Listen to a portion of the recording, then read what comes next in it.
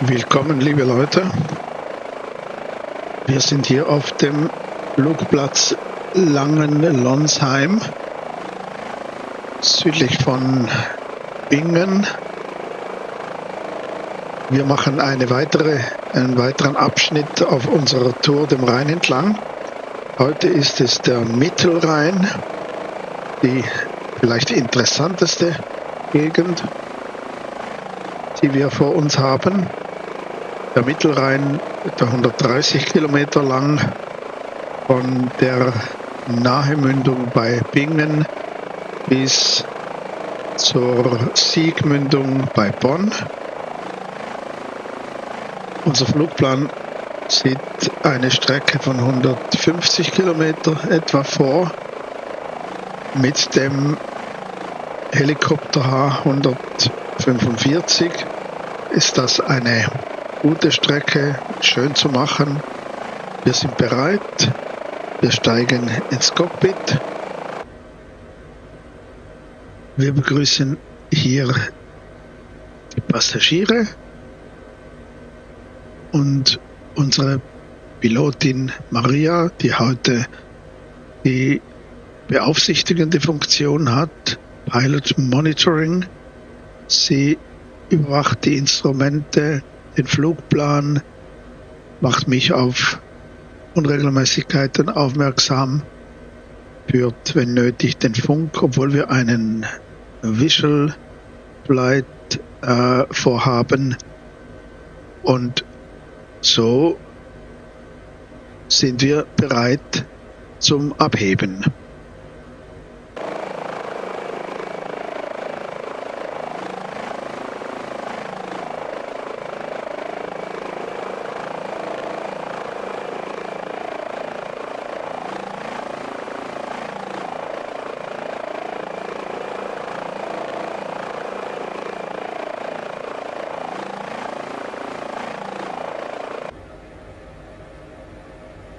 So, wir sind hier in einem Hover.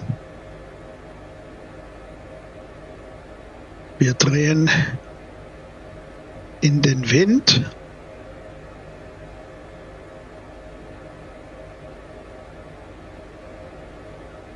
Steigen weiter in die Höhe. Und wenn alles in Ordnung ist, dann fliegen wir los.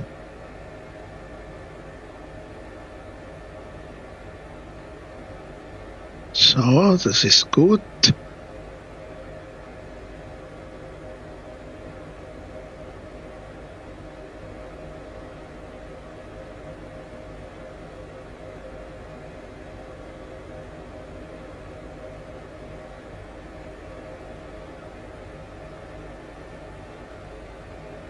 Hier überqueren wir die Nahe.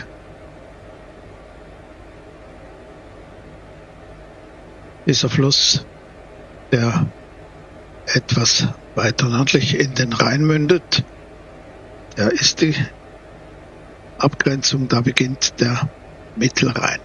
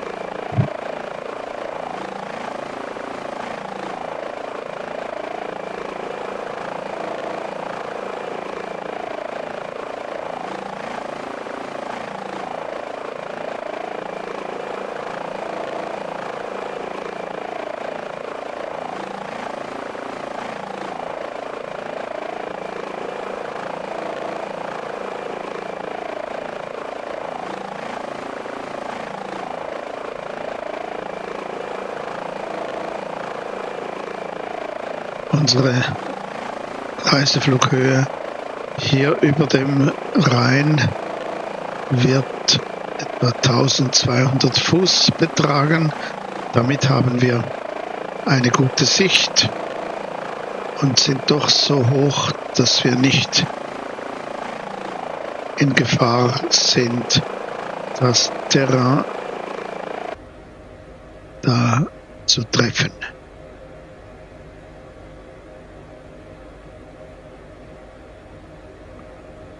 Auch die Geschwindigkeit, die reizen wir nicht voll aus.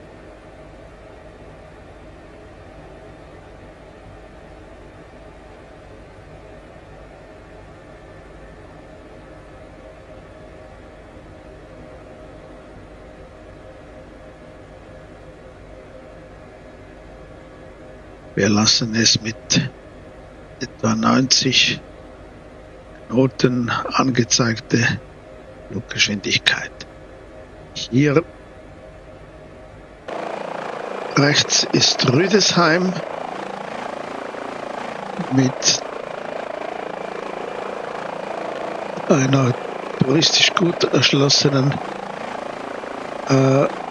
Gegend.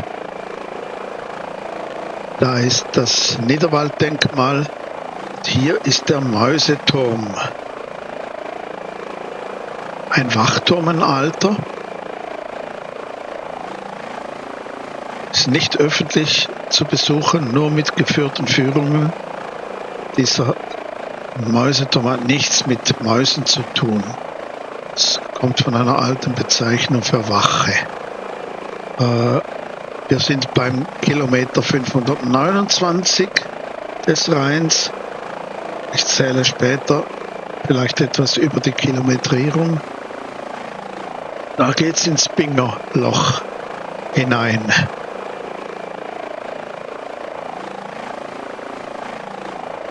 Das ist ein eingeschnittenes Tal in diesem Schiefergebirge. Es öffnet sich weiter unten mal und kommt dann in einen zweiten Abschnitt wieder eingeschnitten weiter bis Richtung Bonn.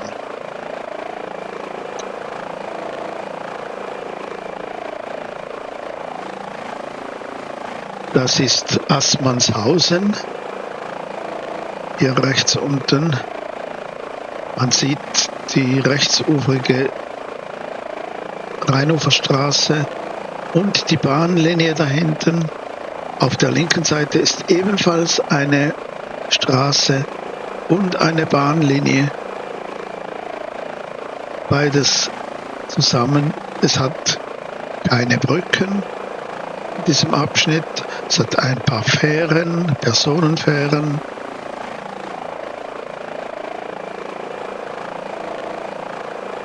Ist Weltnaturerbe der UNESCO, dieser Abschnitt.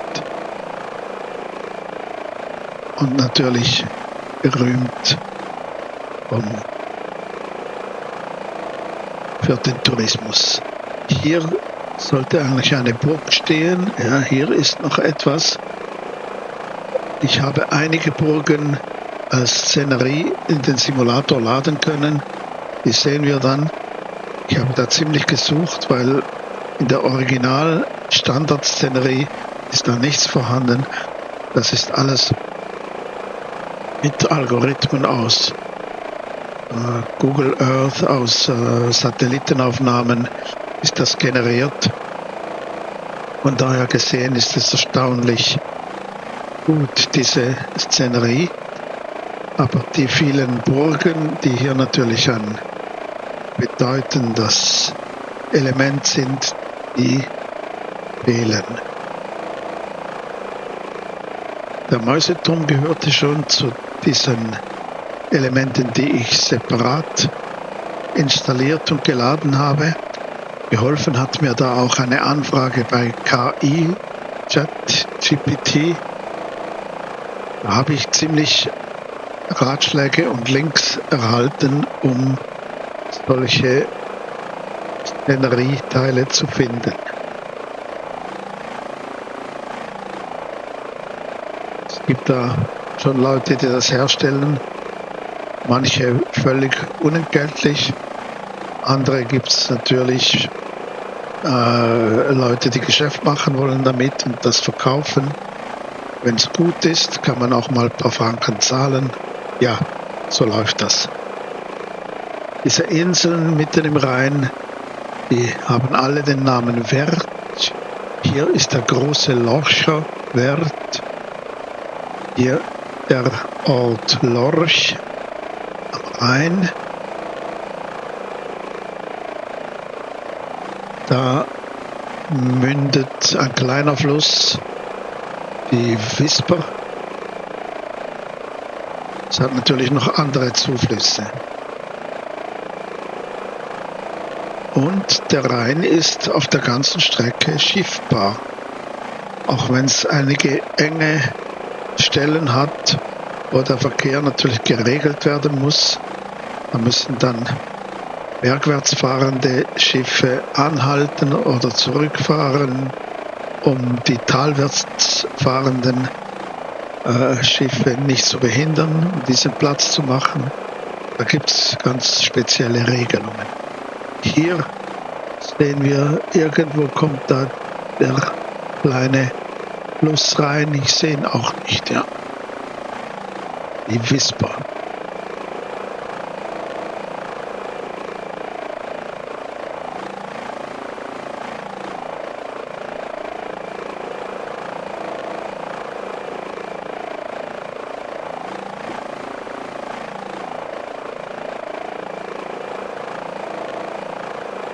Auf der linken Seite kommt Bacharach. Das rechts da unten ist noch Lorchhausen.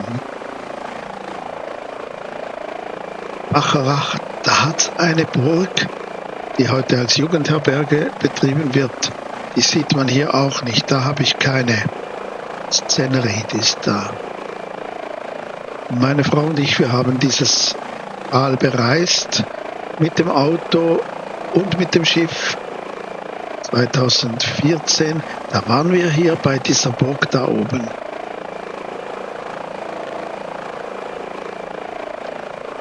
Bacharacher Wert hier.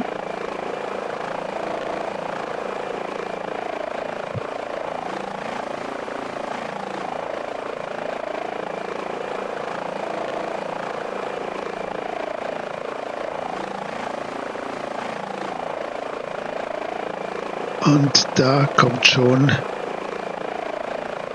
eine der wichtigen Burgen, nämlich die Burg Pfalzgrafenstein. Hier auf dieser Insel mitten im Rhein, die hat wohl als Zollstelle gedient, um da abzukassieren, wer hier durch wollte. Das ist nun eine Burg, die ich mit einer Zusatzszenerie installieren konnte. Ah, hier. Schön. Und rechts ist Kaub.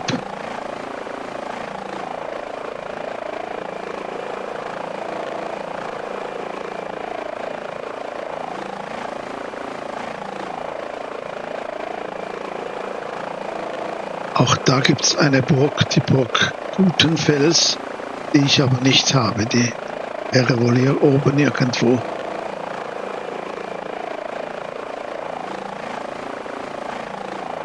Die Schiffe hier, die haben natürlich alle Namen. Blag, Caravaggio. Ich kann die einblenden, diese Namen, aber auf kleineren Monitoren sieht man davon wahrscheinlich nichts, kann das nicht lesen. Darum mache ich das nur kurz und lasse es sonst bleiben. Auch weitere Beschriftungen kann ich einblenden. Hier, man sieht es jetzt hier oben. Das sind vor allem mit H sind Landeplätze bezeichnet. Meist Helikopterlandeplätze, aber auch Flugplätze. Ja, die kann ich auch wieder ausblenden. Links liegt nun der Ort Oberwesel.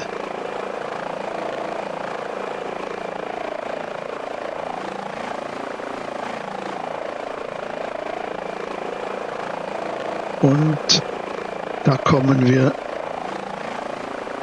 schon zu einer ganz wichtigen Stelle, nämlich die Lorelei. Hier dieser Felsen, Das ist der Lorelei-Felsen und hier unten ist auf dieser kleinen Insel, die man jetzt nicht so gut sieht, ist da vorne die Lorelei-Statue. Sieht jetzt aus, wie wenn sie hier fast kein Wasser hätte. Da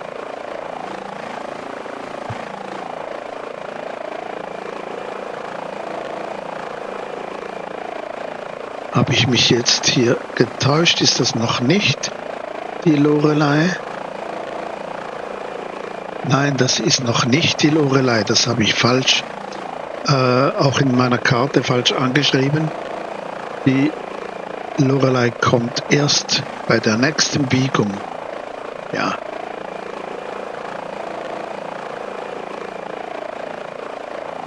Also dieser Felsen hier oben, man kann hier rauffahren, es hat aber auch eine Treppe, wo man hochsteigen kann. Hier hat es auch eine Freiluftbühne. Und hier, das ist die Lorelei.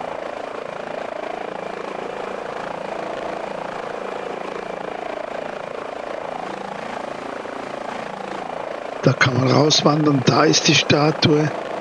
Da unten ist ein kleiner Hafen. Und wenn man zurückschaut, dann sieht man diesen steilen Felsen. Die Lorelei berühmt in einer Sage, und der Dichter Heinrich Heine hat darüber ein Gedicht geschrieben. Ich weiß nicht, was soll es bedeuten, dass ich so traurig bin.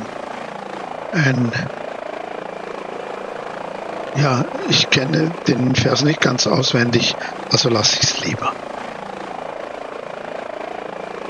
Kilometer 556 haben wir passiert.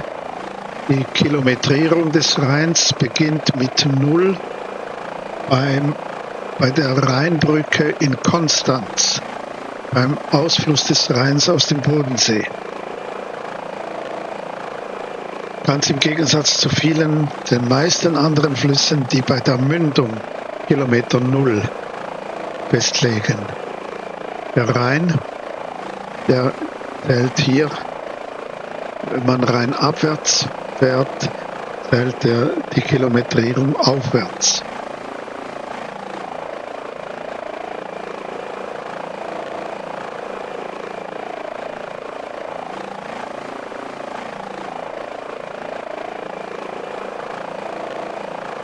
Am Rhein hat es Tafeln, wo die Kilometer angeschrieben sind, als Orientierung für die Schifffahrt.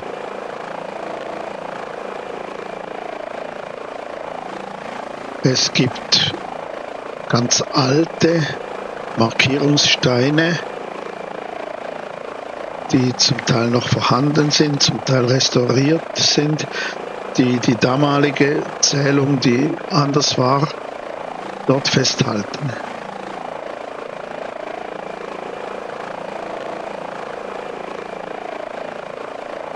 St. Goarshausen war hier links nach dem Lorelei-Felsen und St. Goar. Schaut euch das auf einer Karte gut an. Man muss sich hier orientieren können. Das ist interessant und gleichzeitig informativ.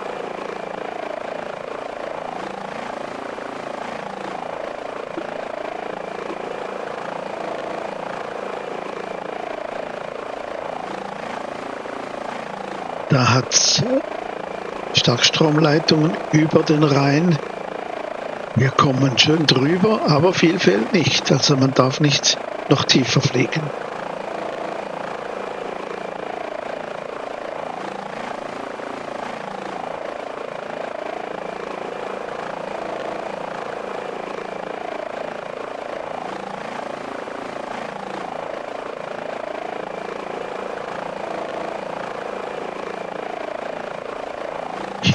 Hirzenach heißt das, Entschuldigung,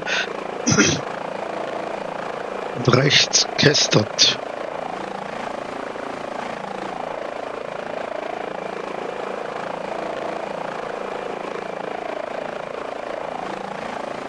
Verkehr. Die Schiffe sind natürlich KI generiert. Sie werden dann irgendwann eingeblendet, wenn man in die Nähe kommt. Manchmal ist das sehr überraschend.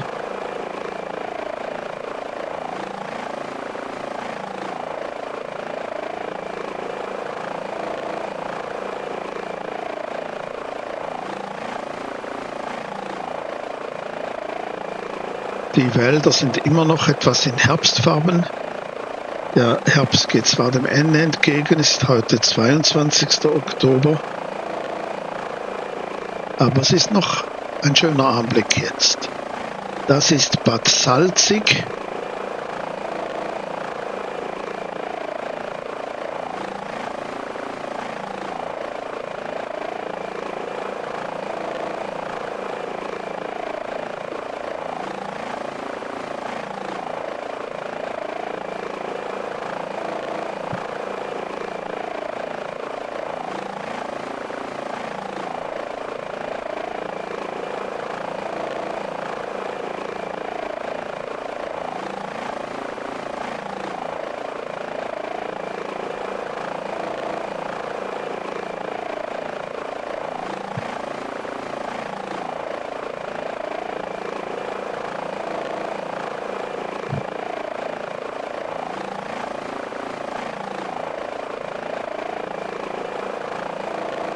Da oben liegt Boppard Buchenau, schön auf der Terrasse. Hier rechts ist Kamp Bornhofen.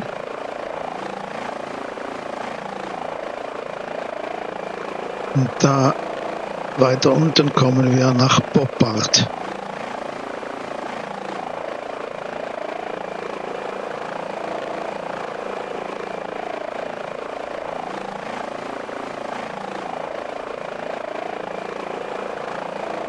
Wir fliegen mit der 90 Knoten angezeigte Fluggeschwindigkeit. Die Geschwindigkeit über Boden, die Ground Speed ist nur 75. Wir haben etwas Gegenwind. Das sind 165 Stundenkilometer angezeigt und 136 über Grund. Und hier kommen wir zum Kilometer 570. Hier vorn bei der Fähre, die hier über den Rhein geht. Das ist hier eine Fähre von Boppard nach Vilsen. Vilsen ist hier unten. Bei Boppard hier die große Rheinschleife. Der Rhein macht eine Wende von 180 Grad und kehrt dann wieder zurück in seine allgemeine Richtung Norden.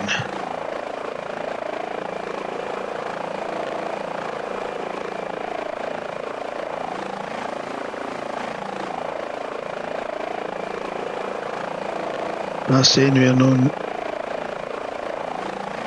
diese Rheinschleife.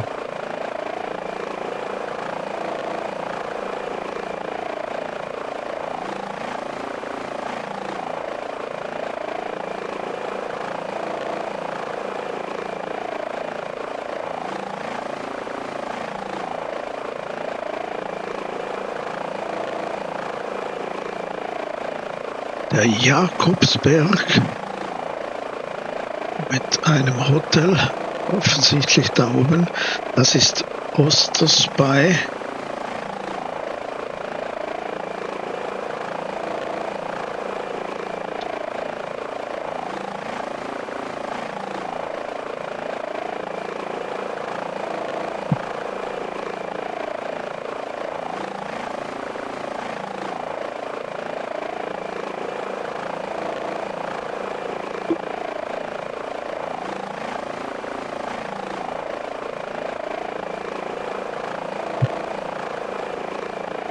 Da läuft der Rhein hier geteilt und da ist eine Stelle, die heißt Enges Türchen. Das ist zuerst mal, ja, das ist Spy.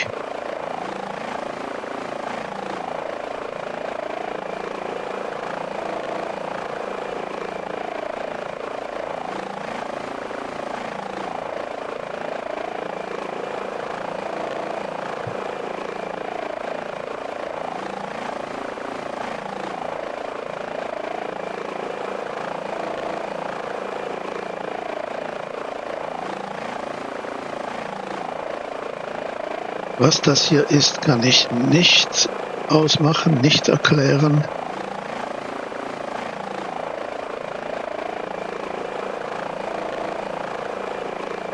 Da ist die Marksburg.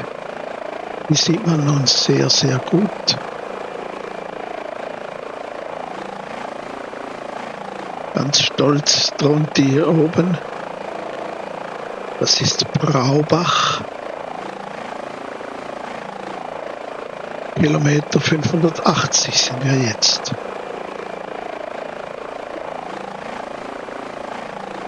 Dann kommt hier links Rens.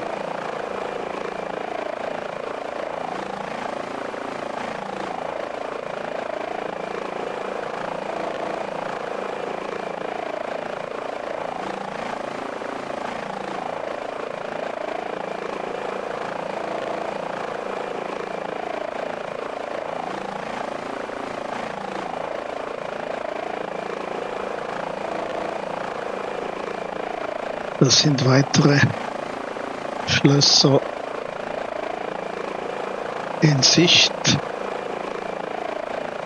Mal sehen, da kommt etwas da vorne. Rechts sollte auch etwas sein. Das ist Oberlahnstein und dann Niederlahnstein. Dazwischen kommt der Fluss Lahn, mündet in den Rhein.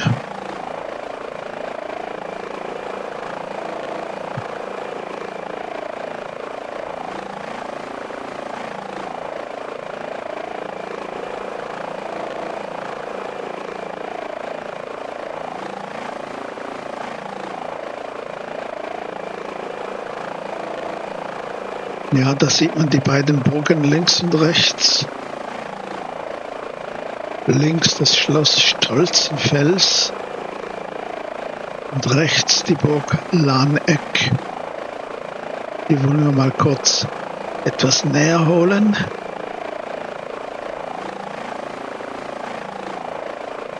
Stolzenfels hier links.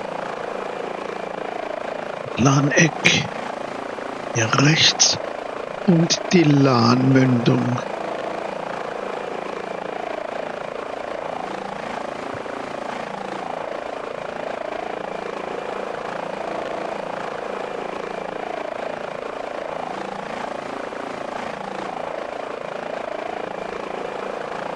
Ja, die ist schon gemacht hier. Gut restauriert.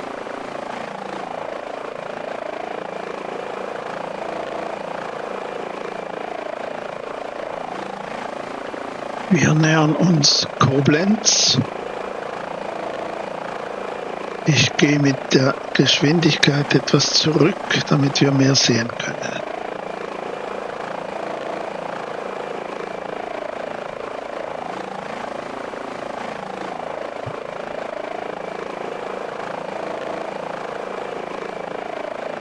Das ist die Südbrücke.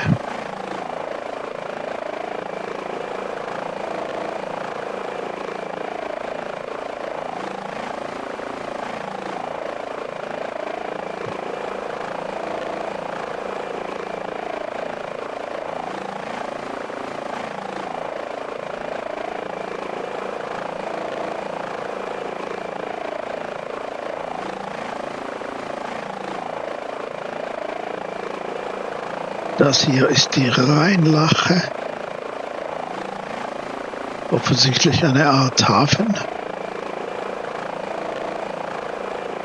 Und der Bahnhof.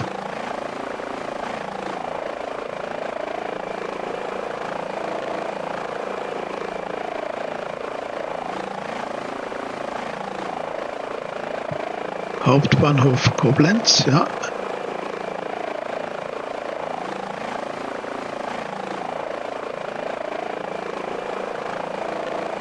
Rechts ist Pfaffendorf und die Pfaffendorfer Brücke.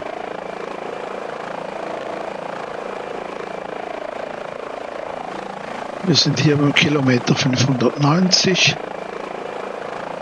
und nähern uns dem Deutschen Eck. Zuerst aber hier noch das Schloss Koblenz. Hier, jetzt ist es hochgekommen. Diese 3D-Szenerie. Schön. Hier die Festung Ehrenbreitstein, das Deutsche Eck mit dem Kaiser Wilhelm Denkmal und die Moselmündung. Und hier sehen wir die Kabinen der Seilbahn, die von hier unten auf die Ebene beim Schloss Ehrenbreitstein, bei der Festung Ehrenbreitstein führt. Dazu gleich etwas mehr.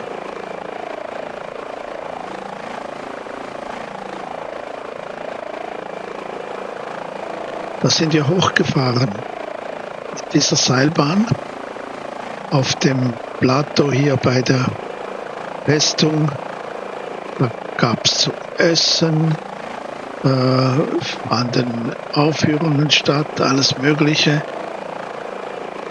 Die Seilbahn wurde gebaut für die Bundesgartenschau 2011, wenn ich mich richtig erinnere. Es war eine befristete Bewilligung der UNESCO, da das Welterbe verträglich sein musste und sollte nach 3 Jahren wieder abgerissen werden. Da wurde aber festgestellt, dass das so viel Anklang fand und so viel Autofahrten auf zu dieser Festung hoch vermied, dass die Bewilligung verlängert wurde. Der neueste Stand, den ich jetzt gelesen habe, ist, dass es bis 2030 verlängert wurde. Es kommt dann natürlich auch mal der Punkt, wo die Bahn erneuert werden müsste, weil sie ihre Lebensdauer erreicht hat. Das ist Niederwert. Da hinten ist Vallendar.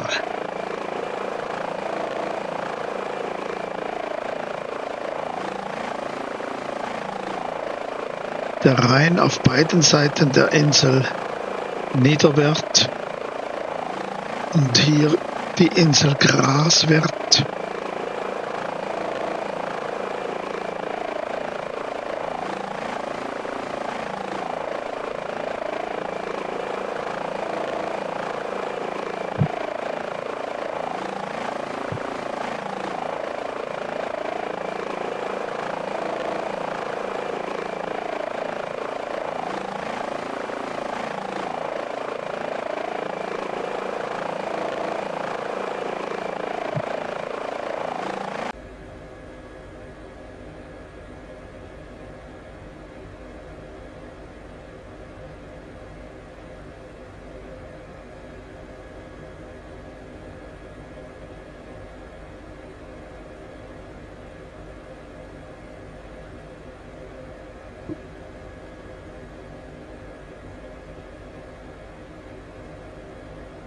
Wir nähern uns der Benndorfer Brücke,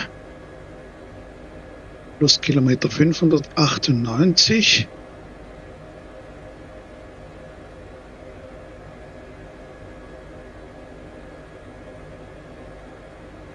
Rechts liegt Benndorf. Auf der linken Seite ist Urmitz. Am Rhein direkt St. Sebastian.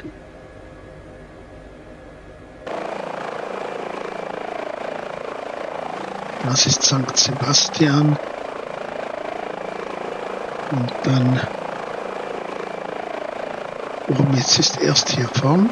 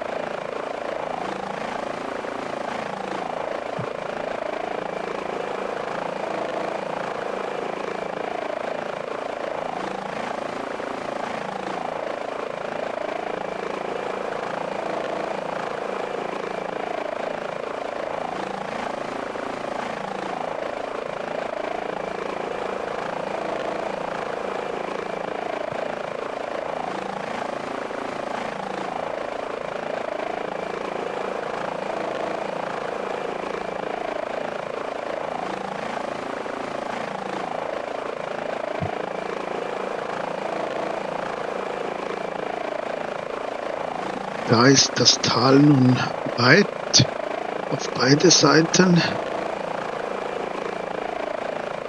Das bleibt so bis nach Neuwied. Andernach, da kommen wir dann wieder ins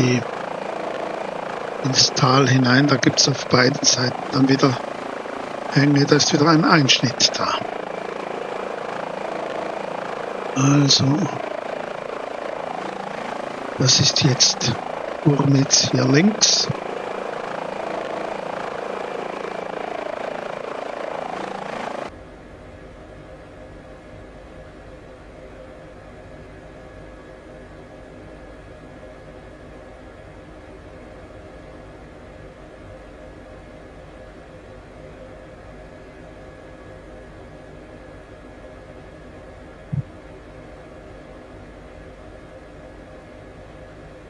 Alles gut überall.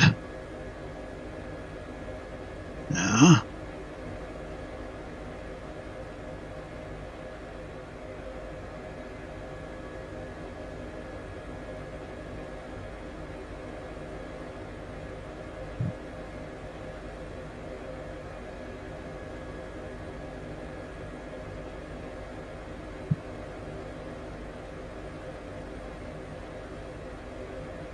So, ja, ich kann eigentlich wieder etwas beschleunigen. Ich habe ja da vorher Geschwindigkeit etwas reduziert. Jetzt hier ist es nicht mehr so wichtig.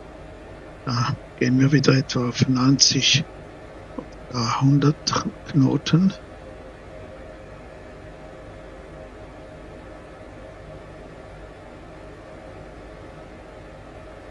Damit wir etwas vorwärts kommen.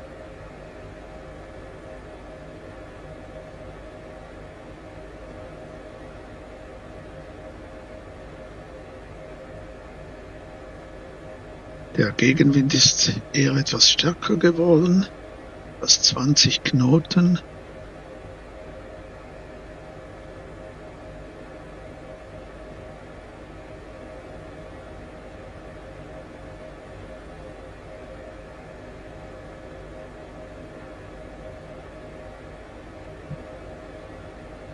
Das ist der Weißenturmer Wert, die Wert, ich weiß es nicht. Weißenturm liegt hier auf der linken Seite.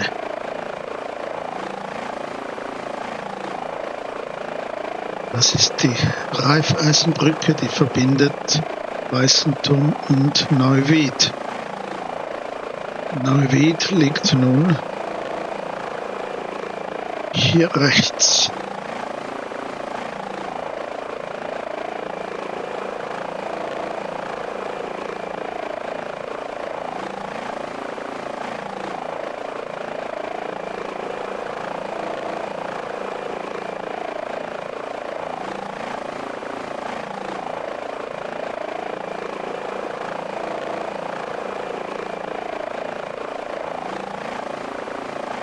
Einiges an Industrie.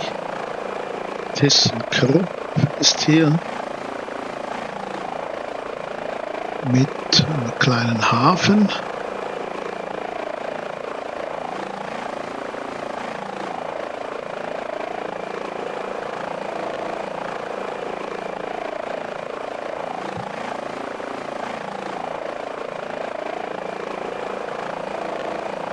Rechts ist nun Wollendorf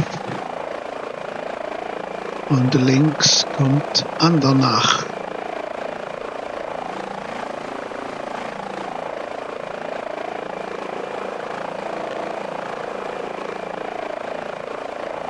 Die Wiedmündung ist da rechts. Ja.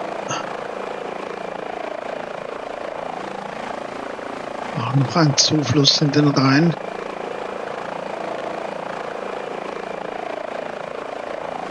Links der Hafen Andernach.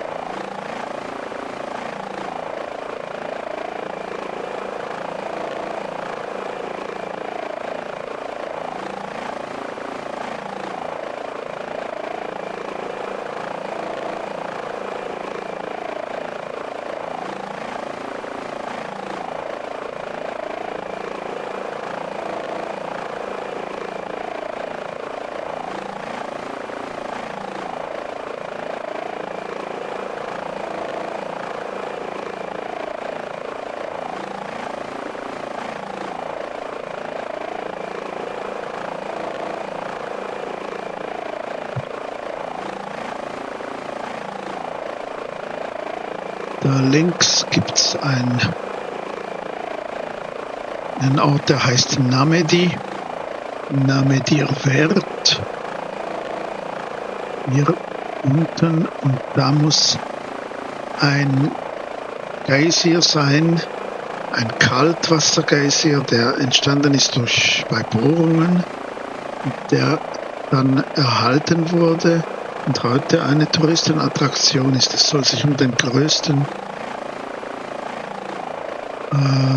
Kaltwassergeysir der Welt, glaube ich, sogar handeln. Aber ich bürge dafür nicht, lest das bitte in anderen Quellen nach.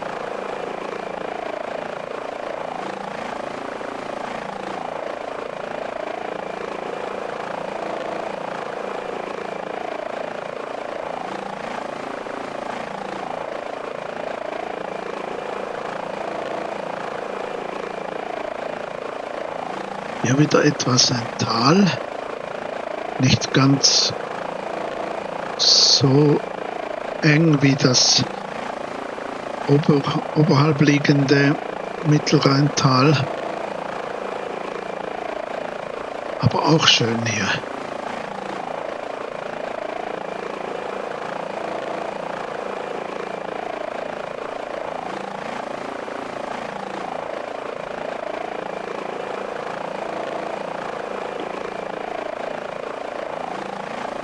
Bad Breisig ist da links und rechts kommt Rheinbronn, Rheinbrohl und Bad Hönningen. Da vorne ist Bad Hönningen.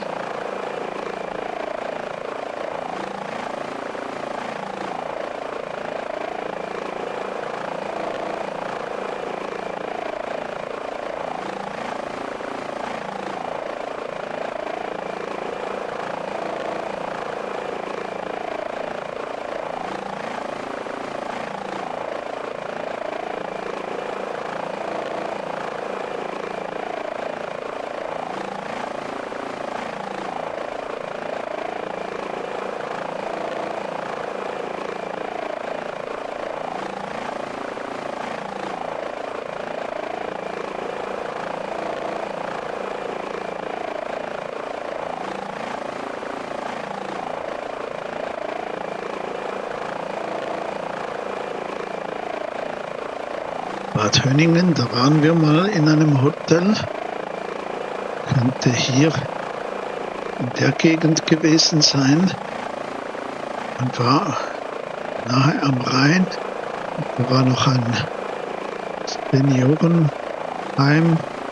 Die Leute haben da ihren Tag am Rhein auf den Bänken verbracht. Da waren viele Gänse und Schwäne.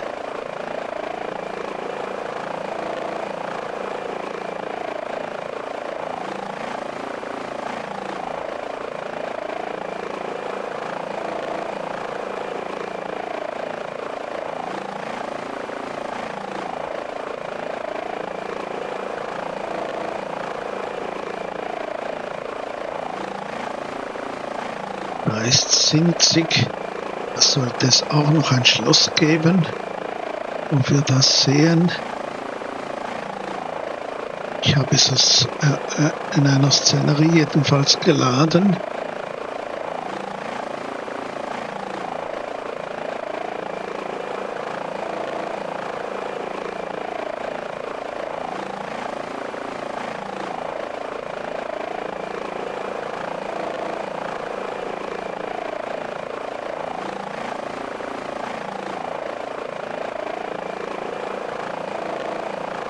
Ja, ich finde es jetzt nicht. Auch nicht so wichtig. Rechts ist auch nochmal eine Burg. Die Burg Attenberg.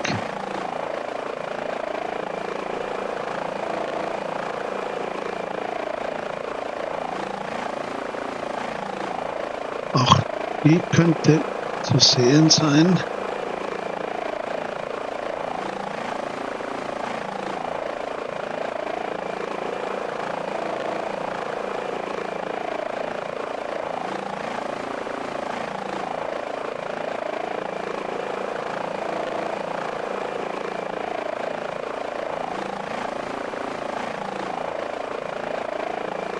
Ist nicht vorhanden. Das ist Linz, wo wir jetzt hinkommen. Da ist auch noch mal eine Burg und bei Ockenfels da vorne auch noch mal. Hier sieht man alle nicht so ohne weiteres. Vielleicht hat's die gar nicht geladen.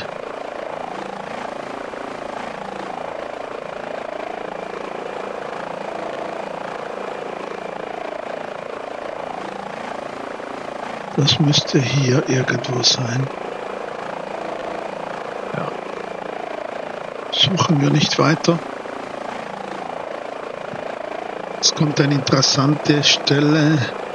Die Brücke von Remagen ist euch vielleicht bekannt aus der Geschichte, sonst bitte nachlesen. Da stehen noch die Brückenpfeiler, wahrscheinlich hier. Aber die Brücke selbst, die wurde gesprengt. Das war eine Kriegsgeschichte.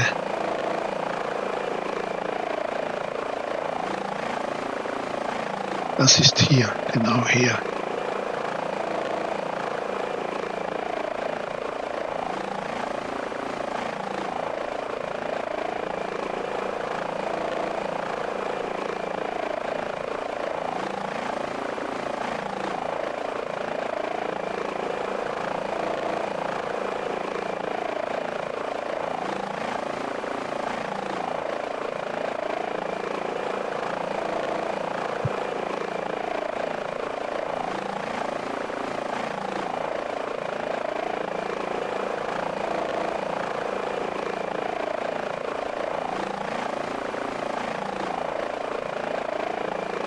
Da ist auch nochmal ein Schloss, das Schloss Marienfels.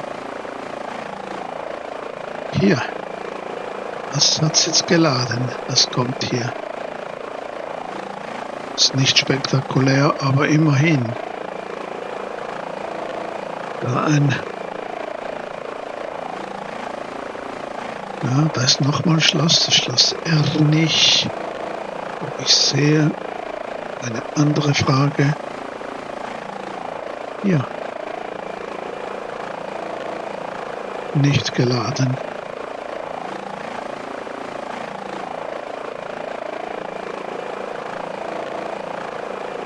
Rechts liegt Unkel und Scheuren. Links Oberwinter.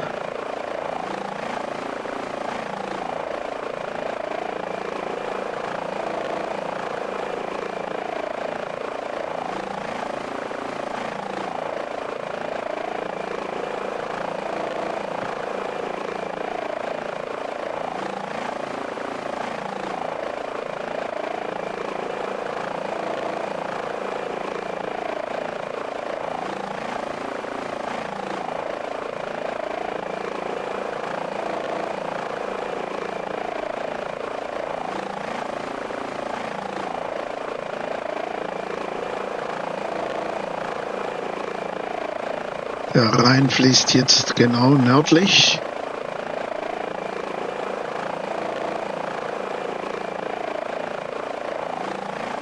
So, ganz leicht nordwestlich, aber praktisch nördlich, ja.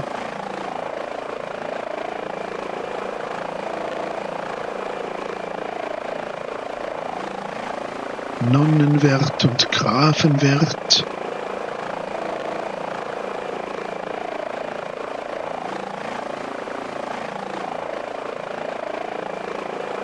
Bad Honnef.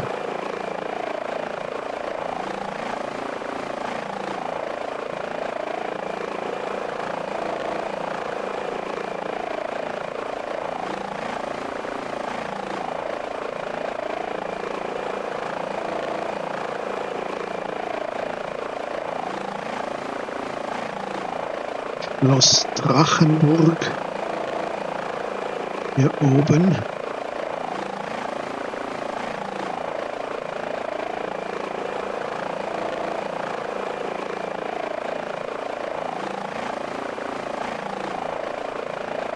Hier ist auch noch etwas. Und ob das Schloss Drachenburg ist. Und das ist Königswinter. Wir sind jetzt schon bei Kilometer 645.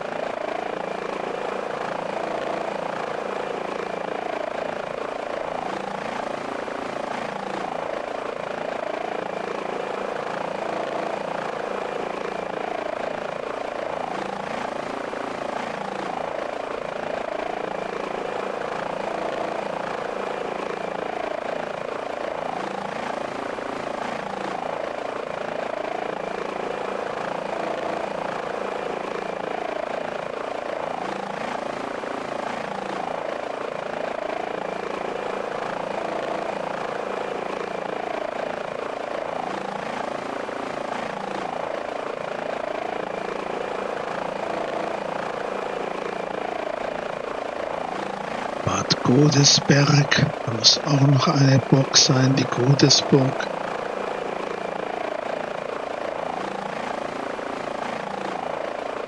Müsste man in die Nähe fliegen.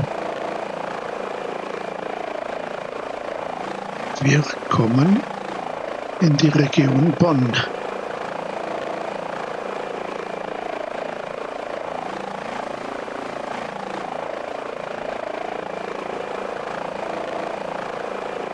Müssen mal die Landung vorbereiten. Mit diesem Wind werden wir von Osten Richtung Westen anfliegen. So. Wir kommen allerdings, wenn wir hier bis zur Siegmündung fliegen, dann kommen wir von Westen her zum Flugplatz Avelar und müssen dann quasi eine Platzrunde fliegen und dort landen. Das ist das normale Prozedere auch im Helikopter. Da kommt die Konrad-Adenauer-Brücke.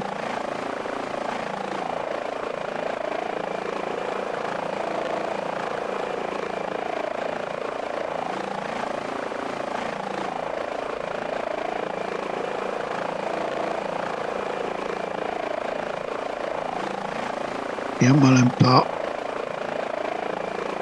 Beschriftungen einblenden. Der Flugplatz Havelaar liegt hier rechts hinten. Ja, da kommen wir von hierher, müssen dann so anfliegen.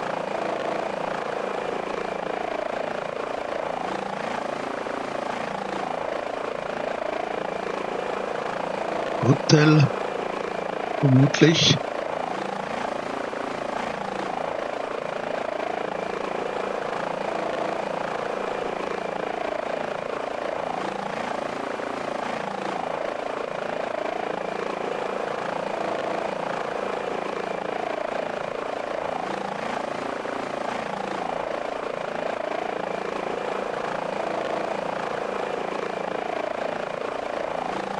Hier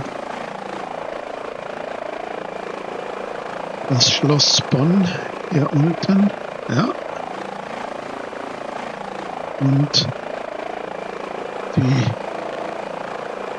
Brücke heißt Kennedy-Brücke.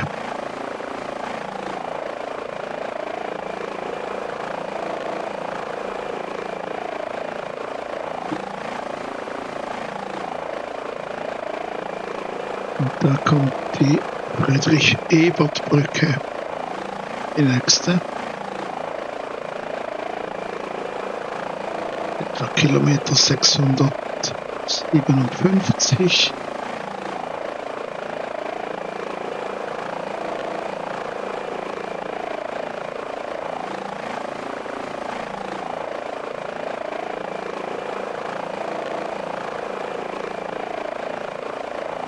Ein Teil der Brücke ist ins Wasser versunken. Ja, das ist doch wieder eine Szenerie-Geschichte. Die Höhe der Brücke ist schon richtig, aber der Verkehr, der braucht.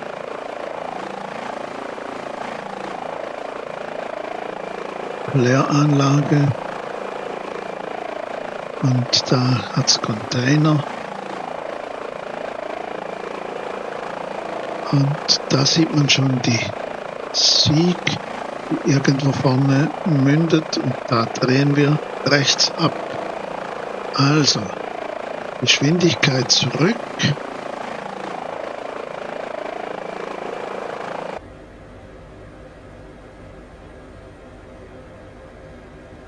Mal auf 70 wäre einigermaßen. Da ist die Siegmündung. Da endet der Mittelrhein. Es beginnt hier der Niederrhein. Den machen wir dann in der nächsten Etappe.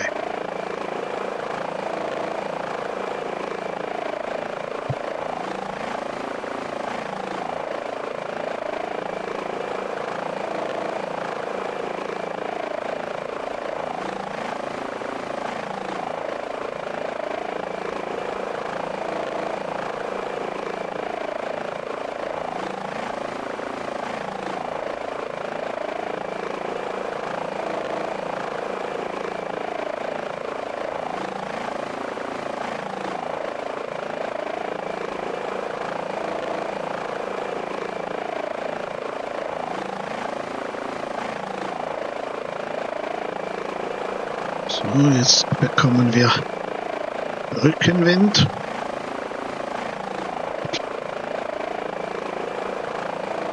Fast 20 Knoten Rückenwind. Das heißt, unsere Geschwindigkeit über Grund ist viel höher als die Geschwindigkeit in der Luft. Die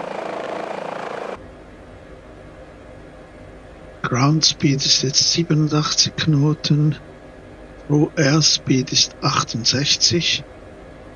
Die angezeigte Fluggeschwindigkeit ist 67 Knoten. Das können wir aber mal so lassen. Wir sinken mal auf 1000 Fuß.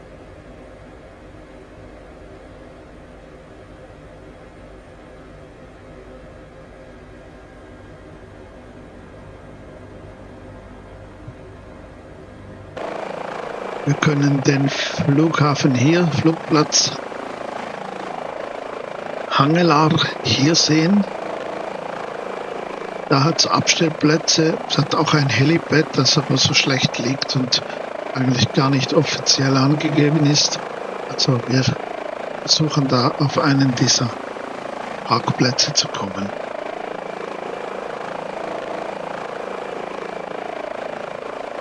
Also wir fliegen jetzt nächstens in der Gegenrichtung zur Landepiste, das heißt Downwind, in die Platzrunde, in den Pattern rein.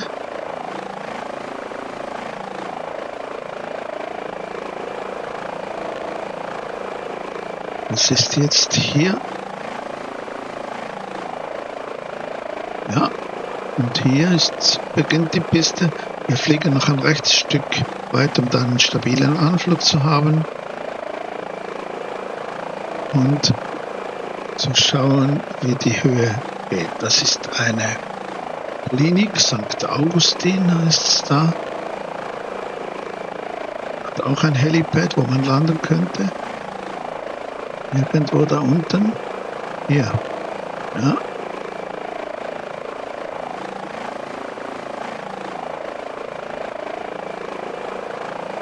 Das ist Mulldorf. Und da endet der Siegburg. Entschuldigung.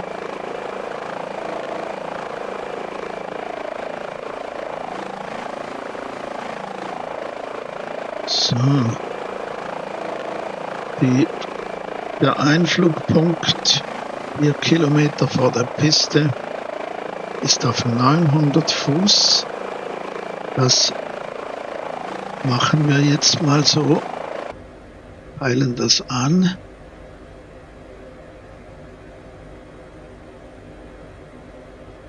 Von daher sollte ein Sinkwinkel von 3 Grad klappen. Das ist genau jetzt gegenüber. Darum nehmen wir jetzt als nächstes den Base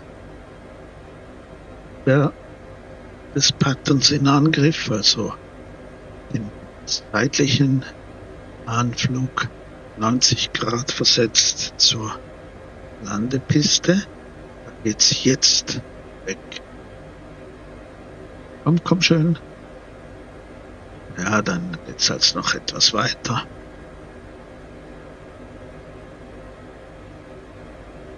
Aha, jetzt. Mal.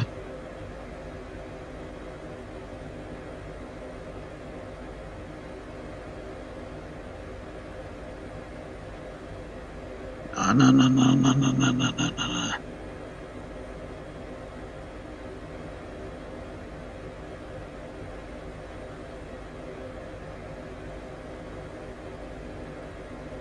196 ist die Richtung. Natürlich windkorrigiert. Wir müssen etwas dagegen halten, sonst wären wir da abgetrieben. Wir haben die Höhe von 900 Fuß. 500 über Grund hier haben wir schon.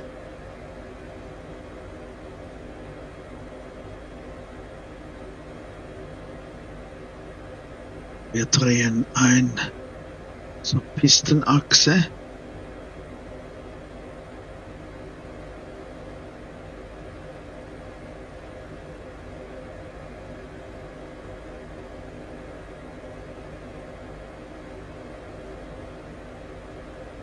Die Anflugrichtung ist 286 Grad, magnetischer Kurs.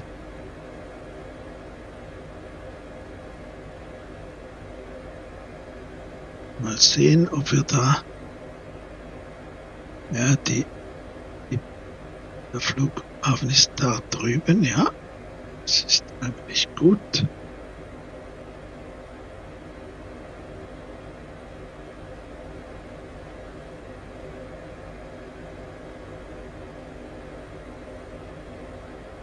Ah, hier vorne muss der sein.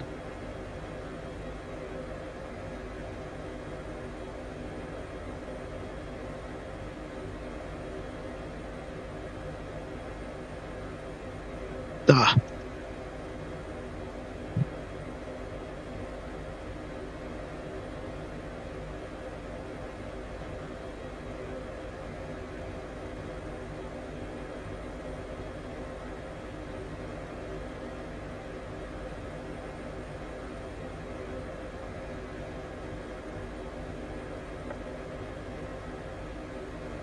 Etwas zu langsam, weil der Gegenwind jetzt voll vorne kommt.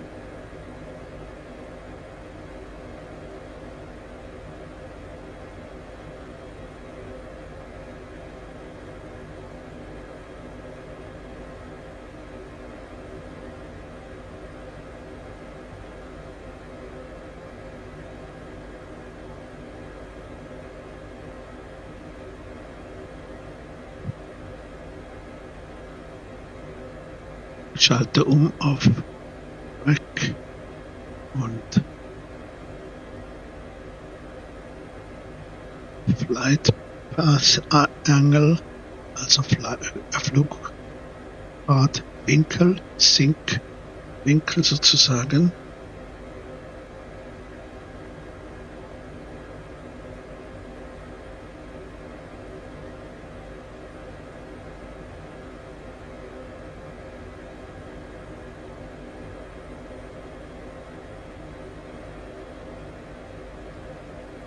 Wir können hier schon noch 50 Knoten haben, das ist kein Problem.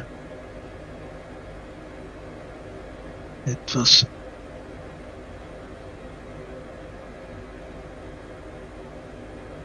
so, jetzt ist die 900 Fuß. Hier kommt der Einflugpunkt und da machen wir mal 3 Grad. Mal sehen, ob das aufgeht.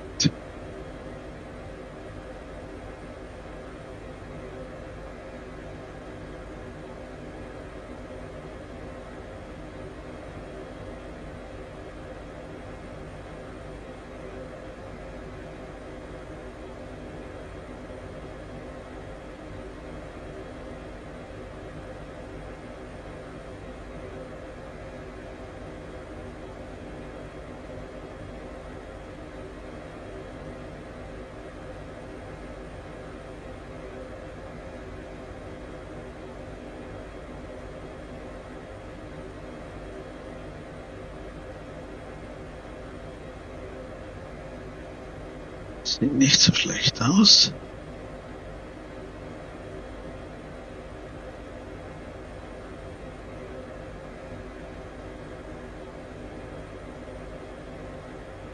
Der Sinkwinkel ist meines Erachtens zu groß.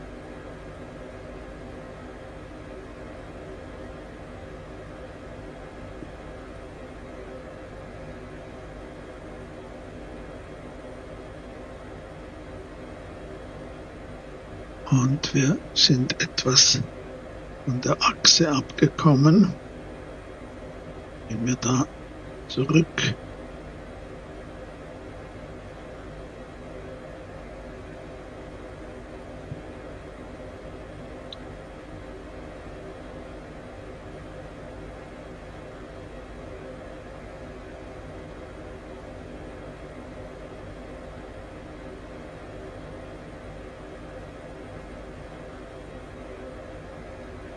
Also, jetzt werde ich von Hand steuern.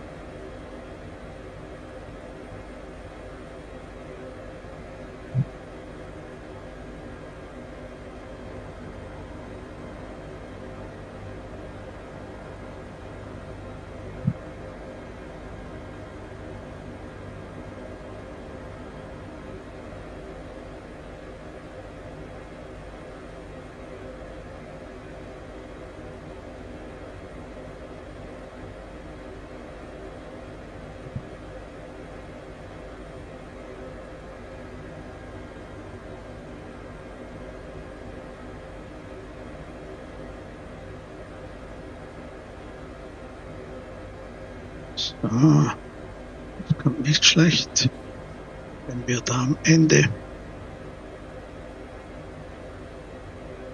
der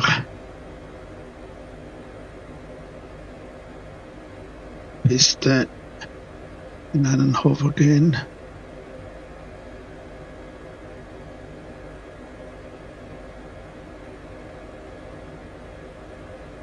Ist jetzt da nicht Gegenwind, darum muss ich sehen, dass wir nicht ganz stehen bleiben. Ich möchte über der Piste bleiben. Da ist es auch sicher, wenn man noch weiter sinken muss. Das sind noch 50 Fuß über Boden. Jetzt gehe ich hier links und wähle da einen dieser Plätze aus. Mache hier einen Hover.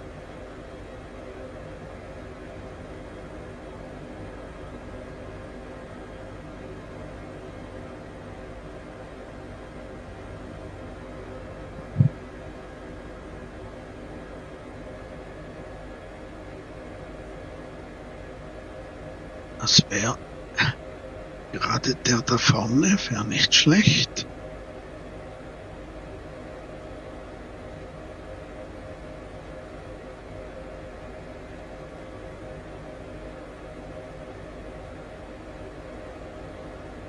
Das ist der Platz 12. Ich natürlich nun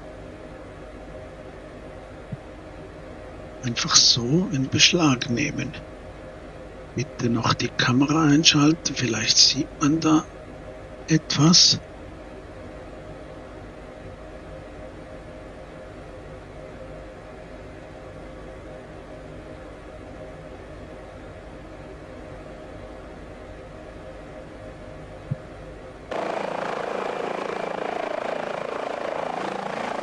Das kann man nur im Simulator, aber wir sind ja hier mit der Sicht nicht ganz so verwöhnt, also erlaube ich mir das, damit ich einigermaßen auf diesen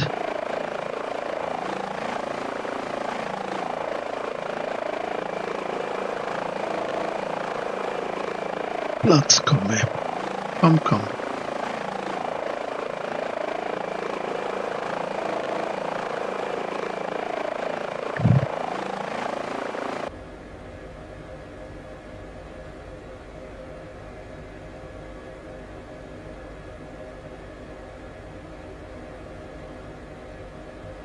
Ja, wir stehen schön still, sind in einem Hover. Das ist gut und hier kann ich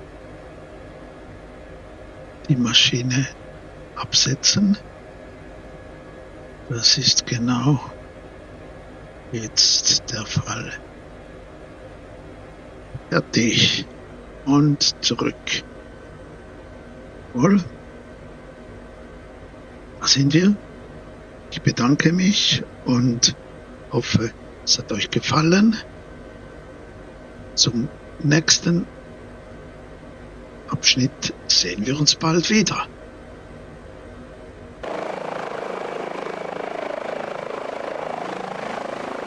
Tschüss miteinander.